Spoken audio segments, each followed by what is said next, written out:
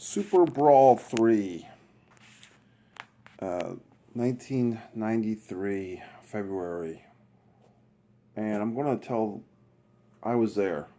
And the story of how I got to be at SuperBrawl III might shock and amaze you. So let's have it. I was a young man, and I had recently moved to Greensboro, North Carolina.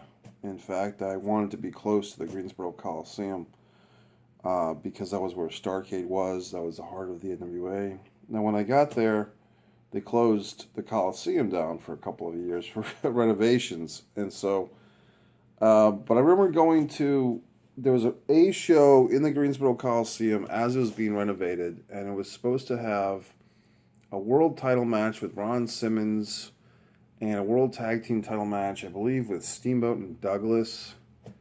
And a bunch of weird stuff happened, and basically Douglas wasn't on the show, just got scratched somehow. And they had Ron Simmons, the world heavyweight champion, and Ricky Steamboat, one half of the tag team champions, defend the tag team title against Danny Spivey and Big Van Vader.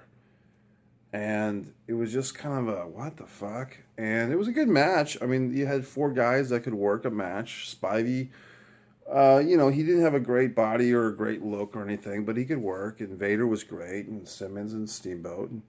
But you just kind of got robbed because you didn't have that singles title match. And I think Simmons was kind of working hurt at that time. Then me and my friend Matt Lendak from New Jersey went to, I think, Winston-Salem, of all places, and saw a show where Ron Simmons was supposed to defend the world title, I think against the Barbarian, and Simmons was injured.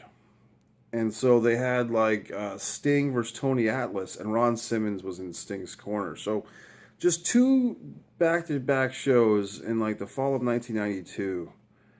And I was very upset, and this is before internet, this is before twits and fucking everything. I took a fucking hand. I wish I still had this thing. I didn't even copy it. I did not even copy what I did.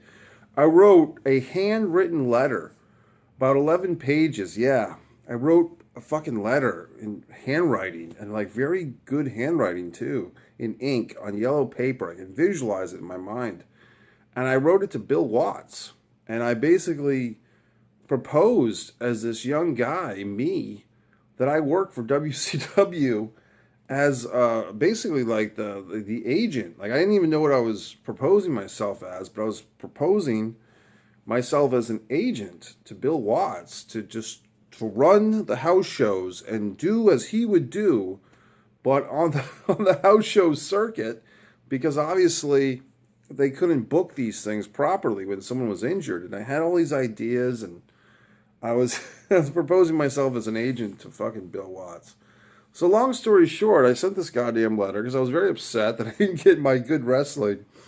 And a couple of weeks later, I got a fucking letter in the mail. And I had this thing for years. I don't have it anymore, but I had this letter. I had it in a scrapbook. I wish I still had that fucking letter. From Bill Watts, okay? And Bill Watts wrote me back.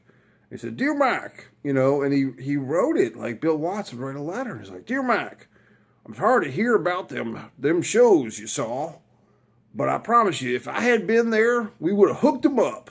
And he literally used "hooked them up," and he said, "Call my secretary," and I think the secretary's name was either Paula or Nancy, but I want to say Paula, and call her, and she'll get you some free tickets to a show near you. So I'm like, yeah, right. Bill Watts. I'm going to meet Bill Watts. Like, suddenly, instead of just being a guy who got comped, now I'm a guy who's working for Bill Watts in my own little goddamn mind. So, basically, I get on the fucking horn, and I'm calling Atlanta. And I really am. I'm calling, like, the fucking WCW office, and I'm talking to Bill Watts' secretary. And the first time I call, Bill's not around. Then, and now at the time, I wasn't even getting TBS. I was in a situation where I was not getting a lot of information about what was going on with the quote product, as they say now. They didn't say that then. I found out later on, I put the pieces together, and basically Bill Watts was getting fired or left WCW and was being replaced by Ole Anderson. So eventually I called the office like the second or third time, and I didn't have a goddamn cell phone at the time. Obviously, it's 1992. late 92. And I finally got through, and it was either late 92, early 93, and I get a very gruff voice on the phone. I said, hello? I said, was Paula there? He's like, what are you calling for? I said, well, Bill Watts, I was supposed to get some free tickets for wrestling in North Carolina somewhere. And the guy said, I'll talk to Paula. And it was fucking Ole Anderson. Like, I literally was talking to Ole Anderson, not even knowing it. Because I was talking to fucking Ole. And he had taken over Watts' spot, and I had, like, the fucking number of the office. He gets Paul on the phone, and long story short, me being me, I went from like 2 tickets, but they weren't coming back to Greensboro anytime soon because the fucking Coliseum was closed. And so I'm like, well, basically what I knew what was going on was same state, Asheville, North Carolina was having this big SuperBrawl III show. So I get myself 4 tickets to that. Somehow I got myself 4 comps. Like I just said, well, I'm in college and I got a lot of friends and, blah, blah, blah. So I fucking got myself a bunch of fucking comps, 4 comps. I think she said, I don't know, I think she sent them in the mail to me because I remember we had them and we're looking at these fucking tickets for like a month. Because the thing wasn't until, February, like deep in February of 93. So now the weekend comes, right? Now the Super Brawl, I guess it was on a Sunday. Well, we just lost our flash, but that's okay. You can still see me. You can still see me, right? You still see me? Yeah, I'm still here. So, I'll put this light on. You want this light? I want this light. So we go to the fucking show. And we're going from Greensboro to Asheville, North Carolina. Now, look, North Carolina is a big state. That was like a 4.5-hour drive. Leonard, Matt Lendeck, and Chris. Now, Chris was an Armenian from New Jersey. Lendeck was from New Jersey and an atheist, or an agnostic, as he would say. And Leonard was just a good old boy from North Carolina, and myself. And we're driving we got Leonard to drive. Now, I remember that whole weekend.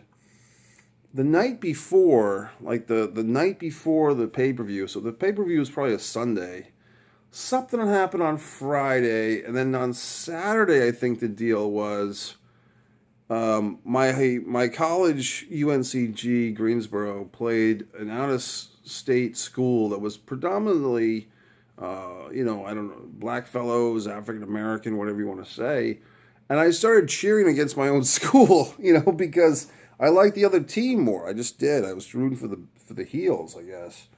And then after that, we went to a Fugazi concert. Yes, the band Fugazi. If there's anyone old out there, you know who Fugazi is. This punk metal band. And we saw Fugazi for $5 at a place I think called the Trim Shop in Greensboro.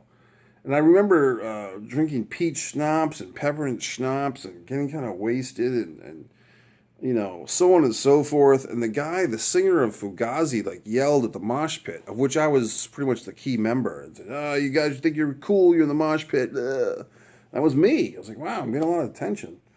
Then now we finally get to the fucking Sunday, the day of the pay-per-view. We're driving, 4 guys in a car. We end up at a fucking Waffle House in Asheville, North Carolina, which was very good. At the time, I'm eating hamburgers, waffles, all the trimmings.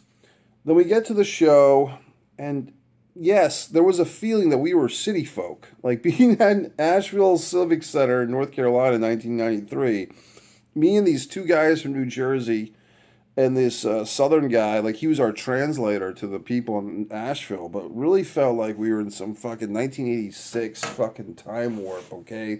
Looking for the ghost of Don Cornoodle. He wasn't even dead yet. So we're at this show. Now, as far as the actual pay-per-view, look, I started to watch this thing on the network to refresh my memory, but I really don't even want to do that. I just want to go by my memories and not be tainted by watching the thing. First of all, the big buzz in the house was, for most people, is Ric Flair coming back tonight? That was the whole big thing. And as we know, he did. Ric Flair came back at SuperBrawl III. For me, I was really there to see Barry Windham win the NWA title. Okay? I mean, that's what happened. That's what I wanted to see. He beat the Muta, great Muta. It was a very slow, methodical match, and Windham kind of dominated that match. But for me, that was the main event of all main events. to see Barry Windham win the title. It wasn't a great match, but just to see Barry Windham beat Muta, and Flair was there, and that was great. The Sting Vader strap match was epic, off the charts. It was interesting to see Vader win the match. Ron Simmons mentioning him again, and at this point was now kind of turning towards heel. His babyface run was over at this point, and but he was injured, so he wasn't even there. They had kind of an interesting thing where they had Man Mountain Rock. I do remember him playing the national anthem on his guitar, which was actually pretty damn good. And then, he fought Dustin Rhodes. And I can't even remember that match, except Dustin Rhodes was working on his arm.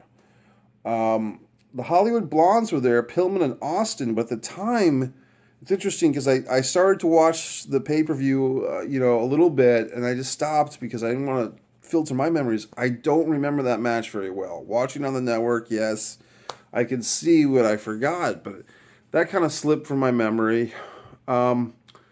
Before the show even started, we got there right about showtime, and I really thought that I was going to be like Mr. Big Shot and get us into some behind-the-scenes WCW type of stuff.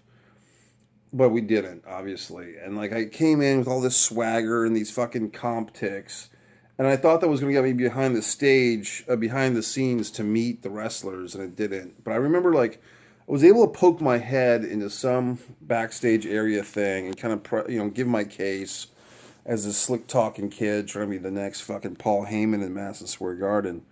And, basically just seeing, a giant 6-foot-long Subway sandwich wrap that was mostly gone. And I think I even got a piece of it. You know what I mean? I got an official taste of the Subway sandwich. And there were some people around, but they weren't wrestlers.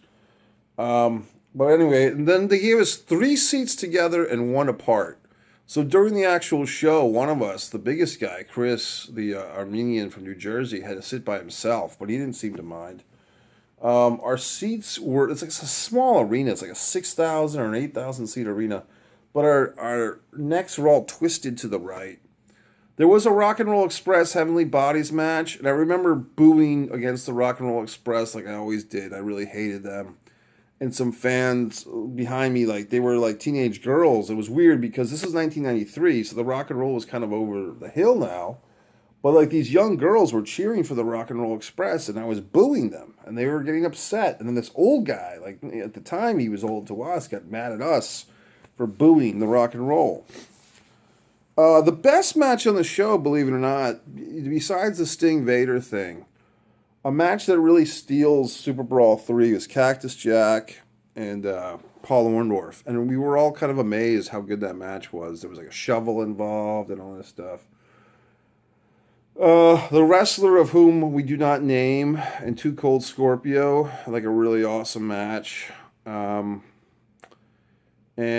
just a lot of good stuff. And I just don't, I'm just not going to go into it. But it was a great show. Had a hell of a lot of fun. It wasn't, I'm trying to think, it wasn't even my first WCW or NWA pay-per-view.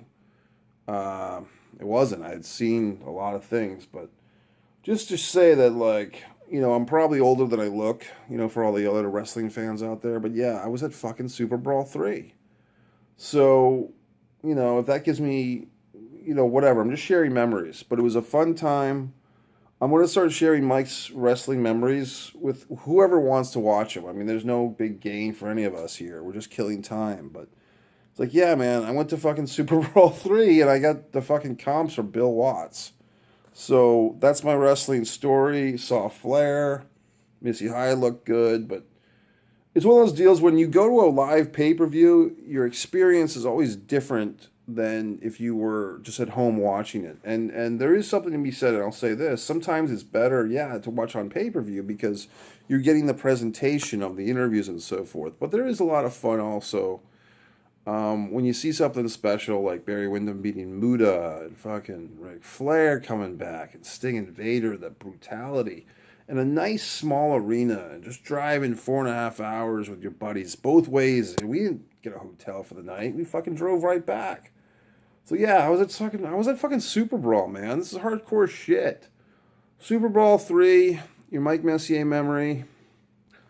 You know, and there's a lot of memories on my fucking thing. You look at the Crockett Cup '87, and I'll do more of these goddamn things. But just for all the wrestling fans, look, you know, as we get older, we realize our lives are just ticking away on us. So if you have a chance, even if it's WWE or New Japan, whatever the fuck it is, you know, and you get the money, you know, make a point to see these wrestling shows, because you can't take the money with you. But these wrestling shows, you know, they're fun.